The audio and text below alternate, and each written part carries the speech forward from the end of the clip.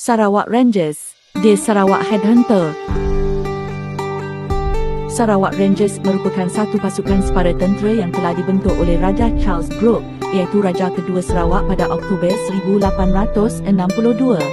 Pada awal penubuhannya, pasukan separa tentera ini telah dianggotai oleh anak tempatan Sarawak berbangsa Iban seramai 32 orang. Mereka telah dipetik hasil daripada pemuafakatan Raja Charles Brooke dengan ketua-ketua rumah etnik Iban yang menyokong kepimpinan keluarga dinasti Brooke di Sarawak pada ketika itu.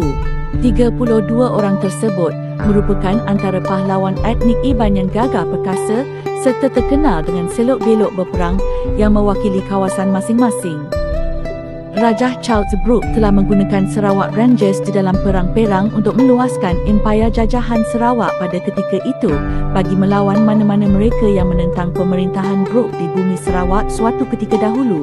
Sekitar tahun 1930-an, iaitu ketika dunia menghadapi kemelesetan ekonomi yang teruk, Sarawak Rangers juga mendapat tempias yang sama apabila pada 29 Februari tahun 1932, Sarawak Ranger telah dibubarkan secara rasmi. Pada ketika itu, Sarawak telah stabil dan ada di antara Sarawak Rangers telah dengan rela hati diserapkan menjadi pasukan polis Sarawak. Ketika Sarawak di dalam persediaan untuk menghadapi Perang Dunia Kedua, sekali lagi Sarawak Rangers telah dipanggil untuk berbakti dengan Sarawak. Pada ketika itu, Raja Charles Brooke telah membentuk Sarawak Rangers kembali bagi tujuan pertahanan dan mereka telah terlibat secara langsung di dalam mempertahankan Lutong, Miri dan Kuching sewaktu pencerobohan tentera Jepun pada Disember 1941. Pertempuran di Kuching adalah pertempuran terakhir Sarawak Rangers kerana kekuatan tentera Jepun sewaktu itu sememangnya begitu kuat telah memaksa Sarawak Rangers untuk berundur. Namun, anggota Sarawak Rangers masih berjuang mempertahankan bumi Sarawak dan akhirnya mereka bergabung dengan Major Tom Harrison, iaitu seorang anggota tentera-tentera Commonwealth daripada Australia yang melancarkan serangan gerilya yang dikenali sebagai pasukan Z pada ketika itu.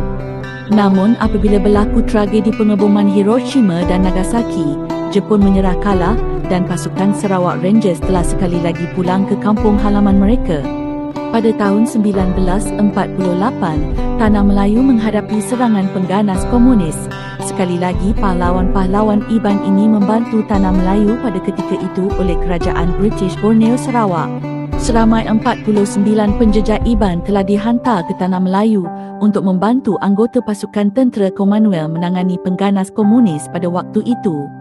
Penjejak Iban Sarawak Rangers mereka bukan telah berjasa untuk Sarawak Ibu Pertiwi, mereka juga turut disumbangkan di dalam memastikan kemerdekaan dan keamanan Tanah Melayu. Sarawak Rangers merupakan simbol kemegahan Sarawak dan sejarah tentang mereka seharusnya diketahui secara umum oleh rakyat Malaysia, khususnya Sarawak.